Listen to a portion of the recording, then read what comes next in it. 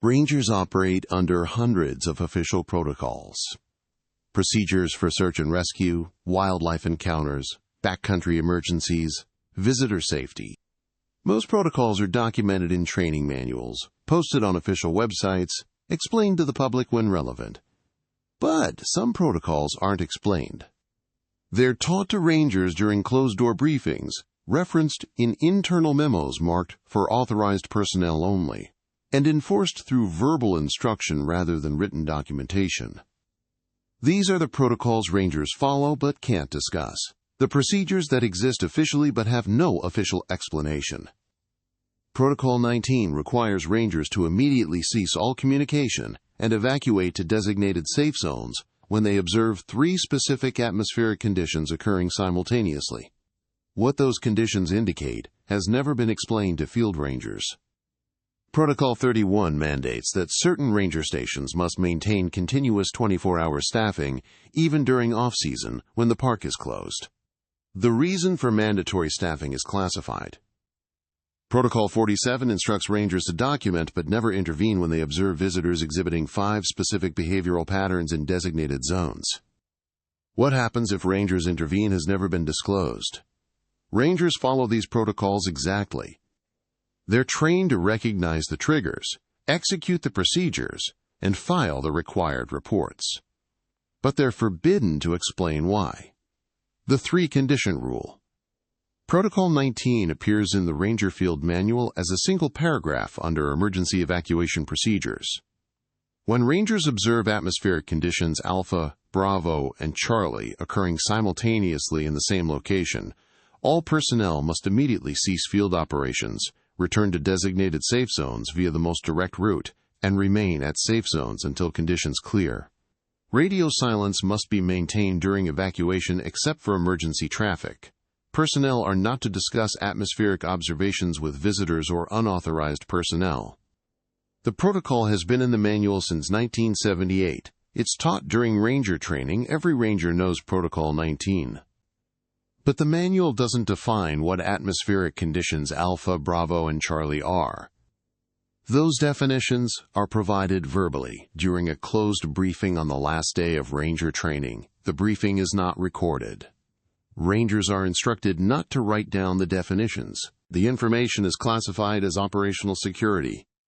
Ranger Marcus Webb attended the Protocol 19 briefing in 2001 when he completed his Ranger certification at North Cascades National Park. Webb's account of the briefing: "There were 8 of us in the training class. Last day, they brought us into a conference room and closed the door. A regional supervisor we'd never met before gave the briefing. He said, 'What I'm about to tell you is not in any manual. You will not write it down. You will not discuss it outside this room. But you must be able to recognize these conditions immediately if you encounter them.'"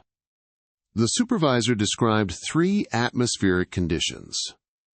Condition Alpha, a visible temperature inversion layer where cold air is trapped beneath warm air, creating a distinct horizontal boundary visible as a haze line across the landscape, common in mountain valleys during stable weather. Condition Bravo, simultaneous precipitation from a cloudless sky. Rain or snow falling from clear blue sky, with no visible cloud formation above. Condition Charlie, complete absence of wind at ground level while visible wind indicators at elevation show strong wind movement. Trees, grass, and ground-level vegetation completely still while clouds move rapidly overhead. The supervisor explained, "If you observe all 3 conditions at the same time in the same location, you execute Protocol 19 immediately. You stop whatever you're doing, return to your designated safe zone by the most direct route, and you wait until conditions normalize. You do not delay. You do not investigate. You evacuate." One ranger in the briefing asked, "What happens if we don't evacuate?" The supervisor's response: "The protocol exists for your safety. That's all you need to know." Another ranger asked, "What causes these conditions to occur together?" The supervisor: "The conditions themselves are natural phenomena that occasionally coincide. The protocol ensures personnel safety during these coincidences." No further explanation is authorized. Webb has worked North Cascades for 24 years. He's executed Protocol 19 twice. The first execution, August 2009. Webb was conducting a backcountry patrol in the Stehekin Valley when he noticed the temperature inversion, a sharp horizontal line of haze about 300 feet above the valley floor. Common occurrence, not unusual. Then he noticed it was raining. Light rain, steady. He looked up. Clear blue sky. No clouds visible in any direction. He stopped walking and observed. Rain continuing from cloudless sky. Temperature inversion line clearly visible. Both conditions present. Then he noticed the vegetation around him. Trees, shrubs, grass. Completely still. No movement. No breeze. He looked at the ridgeline above. Clouds moving fast, pushed by strong wind at elevation. All three conditions. Alpha, Bravo, Charlie, simultaneous. Webb keyed his radio. Ranger Webb executing Protocol 19, returning to safe zone via Trail 47. Estimate 20 minutes. He turned around and hiked back the way he'd come, moving quickly but not running. He didn't look around, didn't investigate, just walked. 15 minutes later, he crossed back over a ridge. Wind returned immediately. He could feel breeze on his face. The rain had stopped. Temperature inversion gone. He reached the ranger station and filed a Protocol 19 report. Date, time, location, conditions observed, evacuation route taken, time returned to safe zone.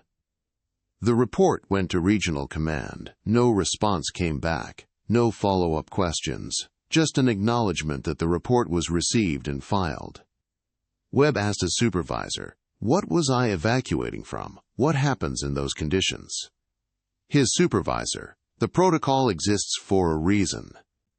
You followed it correctly. That's all that matters." The second execution. June 2017. Webb was at a backcountry campsite talking with visitors about bear safety when he noticed the conditions developing. Temperature inversion forming, haze line visible across the valley, then rain starting to fall. He looked up, cloudless sky. He was mid-sentence, explaining bear canister requirements, when he noticed the vegetation around the campsite had gone completely still, no wind at ground level, but clouds overhead moving fast. All three conditions. Protocol 19. Webb stopped talking mid-sentence. He said to the visitors, "I need to return to the ranger station immediately. Please continue following bear safety protocols. Enjoy your stay." He walked away from the campsite without further explanation, leaving the visitors confused. He executed the evacuation, filed the report. Conditions normalized after 12 minutes. The visitors later filed a complaint. Ranger abruptly left campsite without explanation during safety briefing, appeared distressed or ill, did not complete safety information. Webb's supervisor addressed the complaint in his personnel file. Ranger Webb was executing mandatory safety protocol. His actions were correct and necessary. No further action required. But the supervisor couldn't explain to the visitors why Webb had left. Protocol 19 is not disclosed to the public. Field note: Understanding atmospheric conditions. The three conditions described in Protocol 19 are real atmospheric phenomena that can occur naturally. Temperature inversions occur when cold air is trapped beneath a layer of warm air, creating a visible boundary.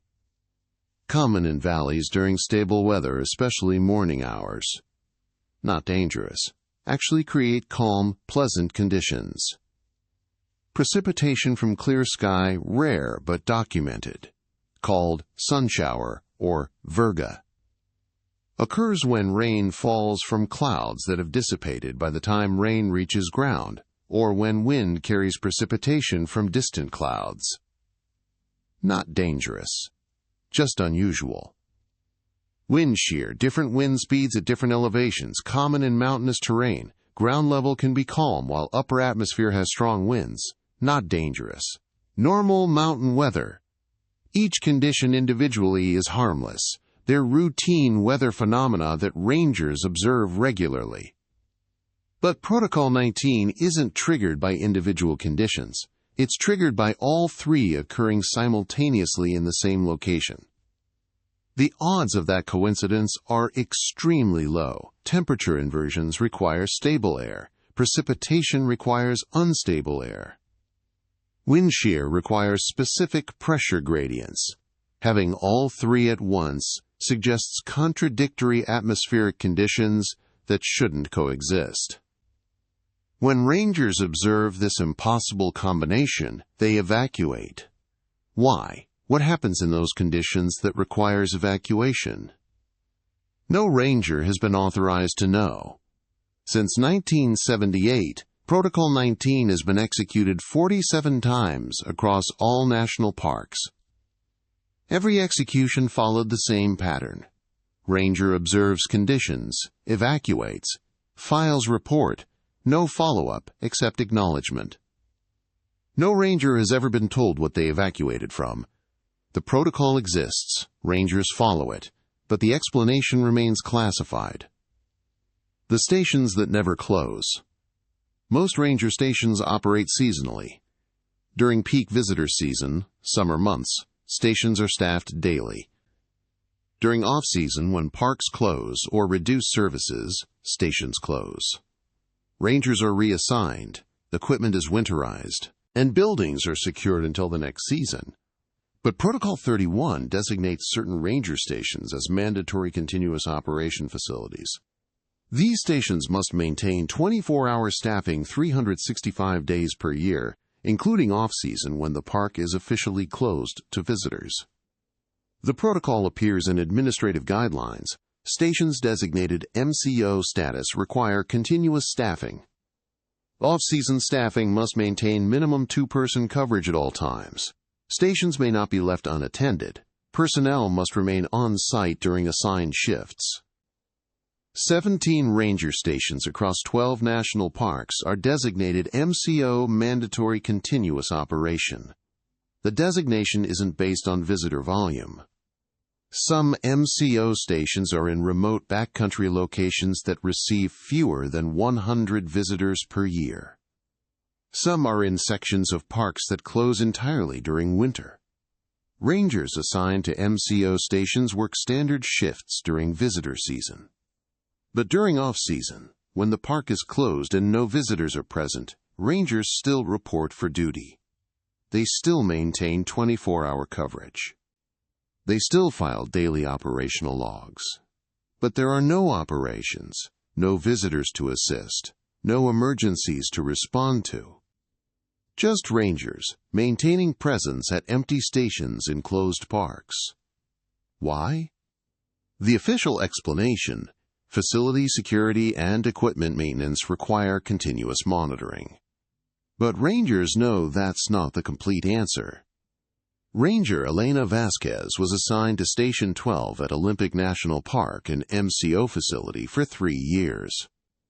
She worked off-season shifts from November through March when the access road was closed and the park section was inaccessible to visitors.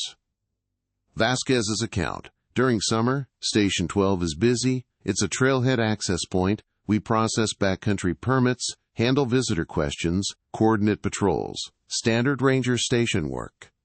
But October through April, the road is gated and locked. No visitors, no trail access. The park section is officially closed.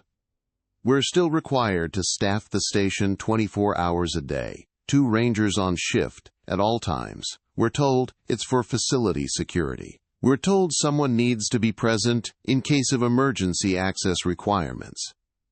But there's nothing to secure. And if there was an emergency, we're snowed in. We couldn't respond to anything outside the immediate station area. During her first off-season assignment in 2011, Vasquez asked her supervisor why continuous staffing was required. Supervisor's response: Protocol 31 designation. Station 12 is MCO status. Staffing is mandatory regardless of visitor season. Vasquez: but why is it MCO? What determines that designation? Supervisor. The designation is determined at regional level based on operational requirements. That information isn't disclosed to station personnel. Vasquez. What are we supposed to do during off-season shifts if there are no visitors and no operations? Supervisor. Maintain station readiness. Monitor equipment. File daily logs. Be present. So that's what Vasquez did, 12-hour shifts at Station 12 during winter months. She and her shift partner would arrive, check equipment, monitor radio frequencies, file logs, and wait. For 12 hours. Every shift. All winter. The daily logs were formulaic. Station 12 operational. No visitor contact. No incidents. Equipment status normal. Weather conditions, temperature, precipitation, wind, shift complete. Every day, the same log, filed to regional command, no response except automated acknowledgement. After 2 months of off-season shifts, Vasquez noticed something. The station radio, used for coordinating with other rangers and reporting incidents, received periodic transmissions during night shifts. Not from other rangers. The park was closed. No other personnel were in the area. The transmissions were brief. Station 12, status check. Vasquez would respond. Station 12 operational. Then, acknowledged. Continue monitoring. The transmissions came from regional command. Every night between 02:00 and 04:00 hours. Always the same exchange. Status check. Confirmation. Acknowledgement. Vasquez asked her shift partner, "Why is Regional Command checking our status at 2 a.m. when nothing is happening?" Her partner, "They do that every night." Every winter. Standard Protocol 31 procedure. Vasquez, "But why? What are they monitoring?" Her partner, "I don't know. I asked when I first started winter shifts. I was told Protocol 31 stations maintain continuous operational reporting. That's all." During her third winter at Station 12, Vasquez decided to test something. During a night shift at 02:30 hours, she and her partner left the station. They walked outside, moved 100 yards away, and watched the building from the forest. They wanted to see if Regional Command was monitoring the station itself or just checking that rangers responded to radio calls. At 02:47 hours, their radio crackled. Station 12, immediate status check required. Vasquez responded, Station 12 operational. But then, personnel are required to remain inside station during shifts. Return to station immediately. They were outside, 100 yards away, in darkness. No lights visible from the station. But Regional Command knew they weren't inside. When they returned to the station, Vasquez's shift partner said, "How did they know we left the building?" Vasquez, "There must be monitoring equipment. Motion sensors, thermal cameras." But there was no visible monitoring equipment. They searched. No cameras, no sensors. Nothing that would alert Regional Command to personnel location inside the building. The next day, Vasquez received a formal written warning. Protocol 31 personnel are required to remain at their assigned station during shifts. Failure to maintain station presence is grounds for immediate reassignment. She never asked why again. She never left the station during shifts again. She just maintained presence, filed logs, responded to status checks. 3 years of off-season shifts. Status checks every night. No explanation ever provided. When Vasquez transferred to a different station in 2014, she was replaced by another ranger. That ranger works the same shifts, files the same logs, responds to the same status checks. Station 12 has maintained continuous staffing since 1983, when it received MCO designation. 41 years of rangers maintaining presence at an empty station in a closed park section. 17 stations across 12 parks, all maintaining the same protocol, all filing the same logs, all responding to the same status checks. Why? What are they monitoring? What would happen if the stations weren't staffed? No ranger has been authorized to know. Protocol 31 exists. Rangers follow it, but the explanation remains classified. The behaviors rangers document but never stop. Protocol 47 is the most disturbing protocol rangers are forbidden to explain. It requires rangers to observe and document visitors exhibiting specific behavioral patterns, but prohibits intervention. The protocol appears in the field manual under Visitor Documentation Procedures. Rangers who observe visitors exhibiting behavioral patterns designated Alpha through Echo in Protocol 47 zones must document the observation including date, time, location, number of individuals, and specific behaviors observed. Rangers must not approach, interact with, or attempt to redirect visitors exhibiting these behaviors. Observation must be maintained from minimum distance of 50 yards. Complete Protocol 47 reports must be filed within 2 hours of observation. The 5 behavioral patterns are defined during the same closed briefing where Protocol 19 conditions are explained. Rangers are told to memorize the behaviors. They're told to recognize them immediately. And they're told never to intervene. Ranger Thomas Chen attended the briefing in 2006. His account of the behavioral pattern descriptions. Alpha behavior, visitor walking in precise geometric patterns, straight lines with exact 90-degree turns, across terrain where following straight lines is difficult or unnatural. Pattern walking continues regardless of obstacles. Bravo behavior, visitor standing motionless, facing the same direction for extended periods, 30+ minutes, without responding to external stimuli. Visitor remains fixed in position even during weather changes. Charlie behavior, visitor repeatedly touching trees, rocks, or ground in sequential pattern, counting quietly while touching. Pattern repeats exactly, multiple times. Delta behavior, visitor writing or drawing on ground, trees, or rocks using natural materials, dirt, charcoal, stones, symbols or text that appear to be systematic rather than random. Echo behavior, multiple visitors, 3+, moving in synchronized formation without verbal communication, maintaining exact spacing and timing. Chen was told if you observe any of these behaviors in a Protocol 47 zone, you document and report. You do not approach. You do not speak to the visitors. You maintain distance and observe until the behavior ceases or the visitors leave the area. Chen asked, what if the visitors are in danger? What if they're walking toward a cliff or into hazardous terrain? The briefing instructor, Protocol 47 takes precedence. You do not intervene. You observe and document. Another ranger asked, what's happening when visitors do these things? Are they experiencing medical emergencies? Psychological episodes? Instructor, the behaviors have been documented across multiple parks since 1981. The pattern is consistent. Your role is documentation only. Analysis is conducted at regional level. Chen has executed Protocol 47 11 times in 18 years. Every execution has been disturbing.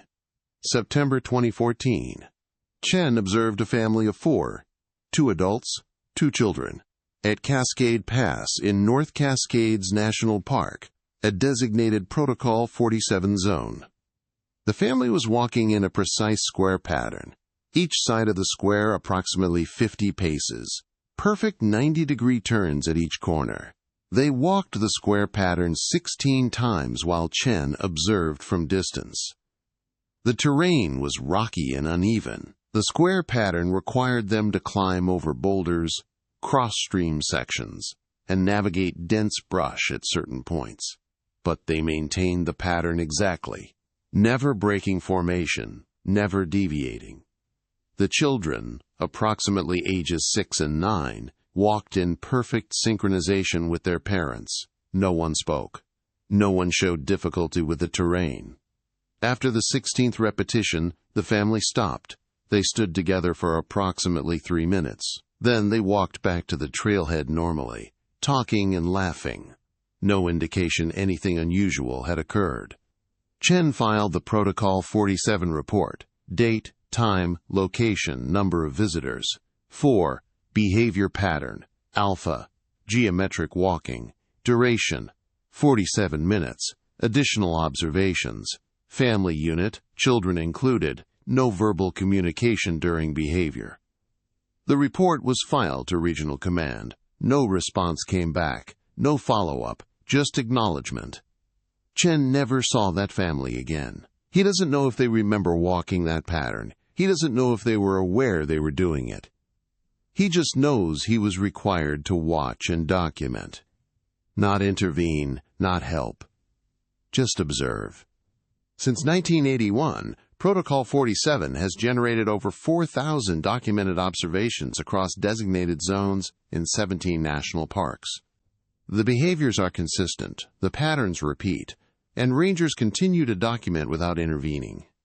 Why? What's being studied? What happens to the visitors afterward? What would happen if rangers intervened? No ranger has been authorized to know. Protocol 47 exists.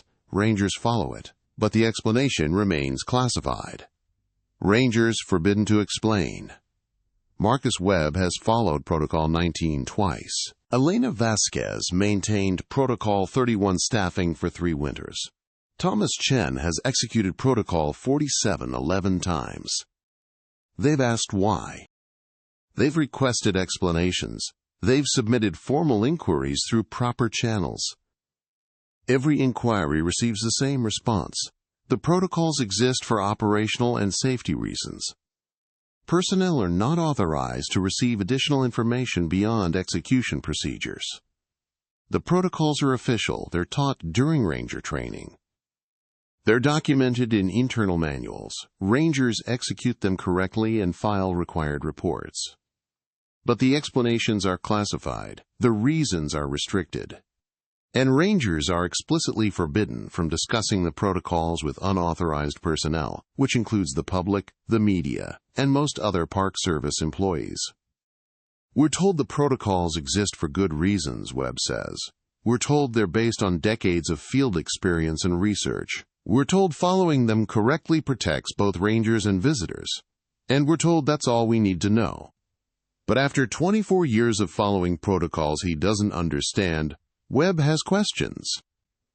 Protocol 19 has us evacuate from atmospheric conditions that are individually harmless. What are we evacuating from? Protocol 31 has us staff empty stations in closed parks. What are we monitoring? Protocol 47 has us document but never help visitors exhibiting strange behaviors. What happens to those people? No answers. Just protocols. Just procedures to follow without explanation. 3 protocols, 3 sets of instructions, 3 mysteries rangers live with every day, and 3 explanations they're forbidden to share.